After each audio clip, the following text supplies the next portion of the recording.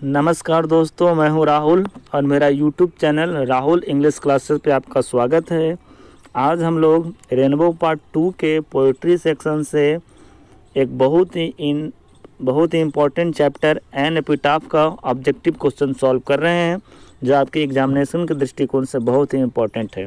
मेरे प्यारे साथियों, जितने भी मैं क्वेश्चन आपको बता रहा हूँ, अगर आप इन क्वेश्चन को पूरा कर लेते हैं तो आपके एग्जामिनेशन में 1 नंबर का भी इस चैप्टर से सवाल नहीं छूटेगा। आपको मैं बता दूं कि एन एपिटाफ का फुल एक्सप्लेनेशन इस चैप्टर पर मैंने पहले कर दिया है, जिसका लिंक मैं डिस्क्रिप्शन बॉक्स में दे रहा हूं। आप वहां से जाइए और फुल एक्सप्लेनेशन देखिए। उसके बाद आपको ऑब्जेक्टिव, शॉर्ट क्वेश्चन आंसर तथा समरी लिखने में कोई परेशानी नहीं होगी। तो चलिए, इस चैप्टर से मैं सबसे पहला सवाल जो है आपको बता रहा हूँ। बोल रहा है an epitaph is written by. कहने का मतलब कि एन एपिटाफ, यानी एपिटाफ का मतलब होता है समाधि लेख। तो एन एपिटाफ जो है वो किसके द्वारा लिखा गया है? आपको 4 ऑप्शन दिया गया है। जॉन किट्स है, वाल्टर डिलामेयर है, जॉन डन है और डब्ल्यू.एच. ऑडिन है। तो मैं आपको बता दूं, इसका सही जवाब वाल्टर डिलामेयर होगा। इसके बाद आपका अगला सवाल है कि Walter de la Mare new filling the blanks who is now dead. Walter de la Mare जानते हैं जो कि अब मर चुकी है। यहाँ पे आपको ऑप्शन दिया गया है, लेडी है, गर्ल है, बॉय है और लॉर्ड है। आपको थोड़ा सा सवाल फंसाने के लिए गर्ल भी ऑप्शन डाला है, लेकिन यहाँ पे जो आपका करेक्ट ऑप्शन होगा वो आपका लेडी होगा। इसके बाद हम लोग तीसरा सवाल देखेंगे। The poet thinks that filling the blanks is not everlasting. Everlasting का मतलब होता है, यहाँ पे देख रहे हैं, एवर लास्टिंग का मतलब ने हमेशा के लिए। तो पोएट अपने कविता के माध्यम से कौन सी ऐसी चीज़ है जो बतलाना चाहते हैं कि जो हमेशा के लिए नहीं रहता। आप अगर कविता ढंग से पढ़े होंगे तो आप जानते होंगे कि उन्होंने सुंदरता के बारे में एक चीज़ बताया था कि सुंदरता एक अनोखा चीज़ है और रहेगा भी, लेकिन समय के साथ इसका नाश होता है, समय के साथ ये गायब होता जाता है। With the passage of time it vanishes, यानी वो ब्यूटी के बारे में बोलते हैं। तो इसका जो सही ऑप्शन होगा वो क्या होगा? ब्यूटी होगा। चलिए हम लोग अगले सवाल की तरफ बढ़ते हैं। द पोएट फील्स, कभी महसूस करते हैं, आफ्टर हिज डेथ, यानी उनके मरने के बाद, nobody will fill in the blanks her. यहाँ हर से रिलेटेड है, उस महिला के बारे में, लेडी के बारे में बता रहे हैं। और वो फील करते हैं कि अगर मैं मर जाऊँ तो कौन, यानी नोबडी, कौन है जो उसे क्या करेगा? फॉरगेट, रिमेंबर, लव या हेट। उन्होंने स्पष्ट रूप से कविता में बोला है कि व्हेन आई क्रम्बल, जब मैं मर जाऊंगा, ढह जाऊंगा, तो who will remember the lady of the west country. कौन है जो इस पश्चिमी देश की महिला को याद रखेगा? तो यहाँ पे जो आपका सही ऑप्शन वो क्या होगा? रिमेंबर होगा। चलिए हम लोग अगले सवाल की तरफ बढ़ते हैं। Walter de la Mare was honoured with the merit order of merit. Walter de la Mare को सम्मानित किया गया था इंग्लैंड के सर्वोच्च सम्मान पुरस्कार से, ऑर्डर ऑफ मेरिट। वो कौन सी ईस्वी में दिया गया था? 1951 आपका ऑप्शन है, 52 है, 53 है और 54 है। तो इसका जो सही ऑप्शन है आपका वो है 1953। इसके बाद आपका अगला सवाल है कि who is known as the poet of children.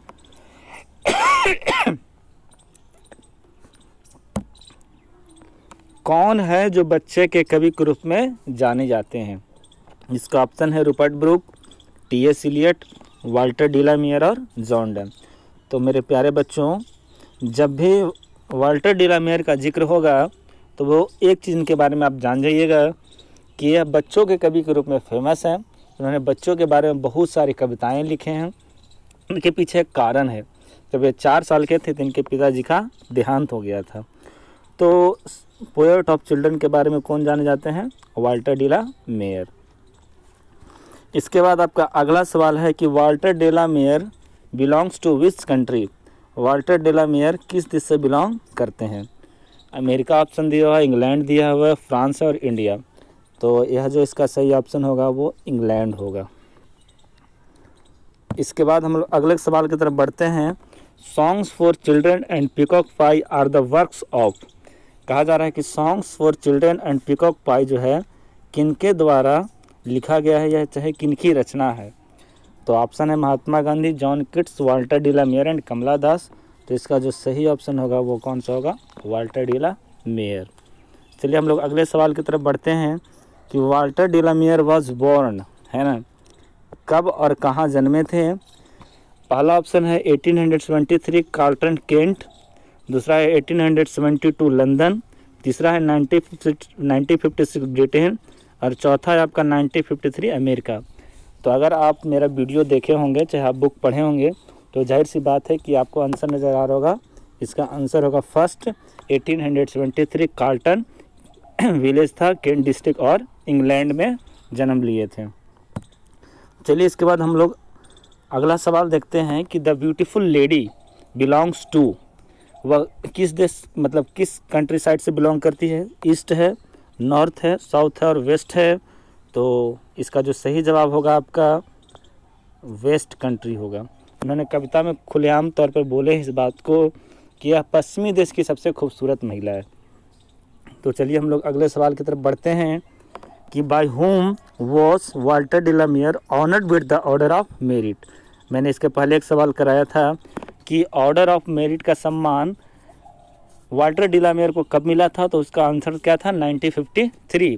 यहाँ पे सवाल है कि ऑर्डर ऑफ मेरिट का जो सम्मान है वाल्टर डी ला मेयर को किसके द्वारा दिया गया था? Elizabeth two, Elizabeth first, Elizabeth three और एलिजाबेथ फोर। इसका जो सही ऑप्शन है एलिजाबेथ टू है, यानी द्वितीय के द्वारा। चलिए हम लोग अगले सवाल की तरफ बढ़ते हैं कि light of step and heart is used for, किसके लिए यूज किया गया है? मैन है आपका, बॉय है आपका, गर्ल है आपका और लेडी है। Light of step and heart का मतलब होता क्या है? मतलब विदाउट एनी इंटेंशन, है ना, विदाउट एनी एम, इधर उधर भटकना होता है जो वांडरिंग विदाउट एनी पर्पस, मतलब बिना किसी उद्देश्य के इधर उधर भटकना। यह जो आपका फ्रेज है वो किसके लिए यूज किया गया है?